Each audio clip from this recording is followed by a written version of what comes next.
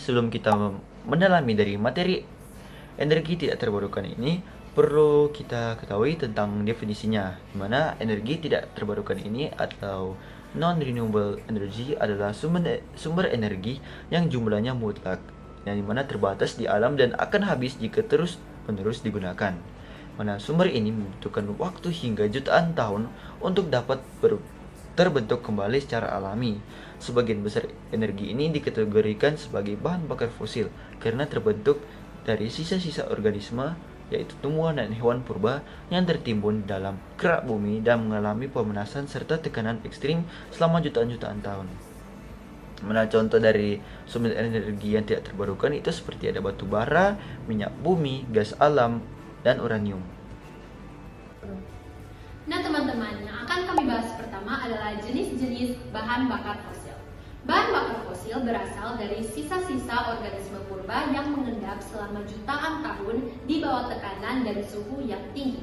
Teman-teman, terdapat 3 jenis utama dari jenis-jenis bahan bakar fosil. Yang pertama adalah minyak bumi yang bersifat cair. Karakteristiknya adalah cairan kental hitam di dalam kerak bumi. Pemanfaatannya harus dari disuling atau distilasi bertingkat di kilang minyak.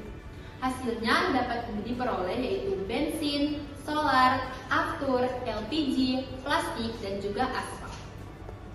Yang kedua adalah batu bara yang bersifat padat. Karakteristiknya adalah batuan sedimen hitam yang kaya akan karbon dari tumbuhan rawa purba. Pemanfaatannya adalah ditambang lalu akan dihancurkan menjadi bubuk-bubuk yang akan dibakar. Fungsi utamanya adalah bahan bakar PLTU atau pembangkit listrik dan juga industri besi atau baja. Yang terakhir adalah gas alami yang bersifat gas. Karakteristiknya adalah sebagian besar berupa gas metana atau CH4 dan biasanya di atas lapisan minyak bumi. Pemanfaatannya dialirkan lewat pipa atau dicairkan menjadi LNG. Fungsi utamanya adalah bahan bakar pembangkitan listrik, industri, pupuk, dan gas memasak. Dan paling bersih emisinya dibandingkan minyak dan juga batu bara. Saya akan menjelaskan tentang energi nuklir dan kenapa energi tersebut termasuk energi tidak terbarukan. Baik, energi nuklir adalah tenaga yang berasal dari reaksi antar partikel di dalam inti atom. Sumber dari energi nuklir yaitu energi ikat pada partikel. Selanjutnya, mengapa energi nuklir termasuk energi tidak terbarukan?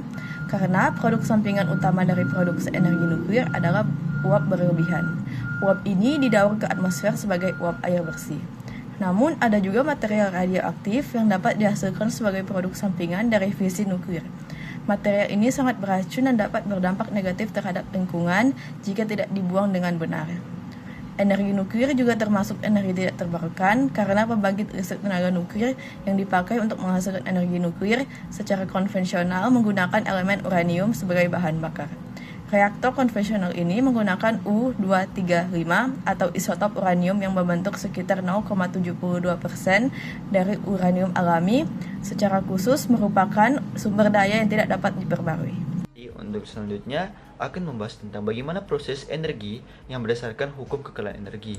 Dimana orang itu perlu ketahui dulu, berdasarkan hukum kekayaan energi, proses pemanfaatan energi tidak terbarukan seperti batu bara, minyak bumi, dan nuklir bukanlah proses menghabiskan energi, melainkan proses mengubah atau transformasi energi dari satu bentuk ke bentuk lainnya.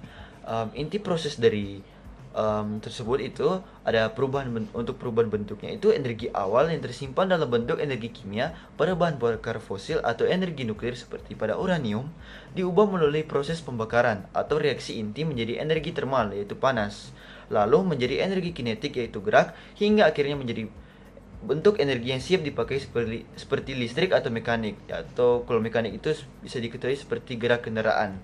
Mana yang kita perlu tahu ini, total energinya akan selalu tetap sama, di mana jumlah total energi sebelum dan sesudah proses transformasi selalu akan konstan dan sama. Mana adanya juga penurunan kualitas atau efisiensi, mana walaupun energinya tidak hilang, tidak semua energi awal berhasil diubah menjadi energi yang kita inginkan. Sebagian besar tersebut mengalami degradasi atau berubah menjadi bentuk yang tidak dapat dimanfaatkan lagi seperti panas yang terbuang ke lingkungan, gesekan mesin, dan energi bunyi. Nah, selanjutnya kita akan masuk ke apa dampak negatif penggunaannya terhadap lingkungan dan bumi. Dampak pertama, pencemaran udara akibat asap dan gas buang. Dampak kedua, pemanasan global karena meningkatnya gas rumah kaca seperti karbon dioksida. Dampak ketiga, itu kerusakan lingkungan akibat penambangan batu bara dan pengeboran minyak. Dampak keempat, hujan asam yang dapat merusak tanaman dan bangunan. Dampak kelima, limbah radioaktif dari energi nuklir yang berbahaya bagi makhluk hidup. Nah, sekarang kita masuk dalam solusi menghadapi keterbatasan energi di masa depan.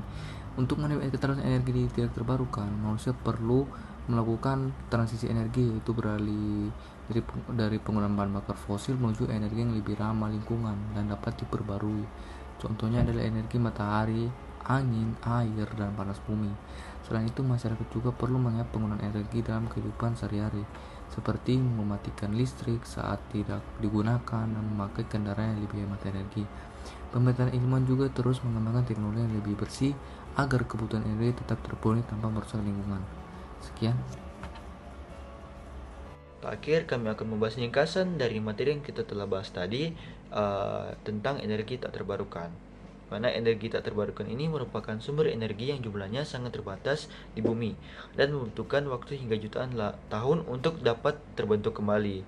Energi ini utamanya mencakup bahan bakar fosil seperti minyak bumi, batu bara, dan gas alam yang berasal dari pelpukan sisa-sisa makhluk hidup kuno, serta energi nuklir yang memanfaatkan pembelahan inti atom uranium. Meskipun uranium ini tidak menghasilkan emisi gas rumah kaca saat digunakan, ia tetap dikategorikan sebagai energi tak terbarukan karena ketersediaan material radioaktifnya di alam sangat terbatas. Selanjutnya, berdasarkan hukum kekalahan energi yang menyatakan bahwa energi tidak dapat diciptakan atau dimusnahkan, melainkan hanya dapat berubah bentuk. Pemanfaatan sumber energi ini sejatinya adalah proses konversi di mana energi kimia pada bahan bakar fosil atau energi nuklir diubah menjadi energi panas melalui pembakaran atau reaksi fisi, yang kemudian dikonversi lagi menjadi energi kinetik atau menggerakkan turbin, hingga akhirnya menghasilkan energi listrik yang kita gunakan sehari-hari.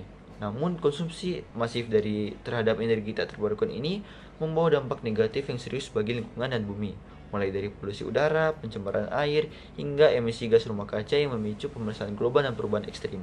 Oleh karena itu, sebagai solusi menghadapi kerusakan lingkungan ini di masa depan, dunia kini melakukan transisi energi, di mana menggunakan bahan bakar fosil menjadi bahan bakar energi yang lebih ramah lingkungan.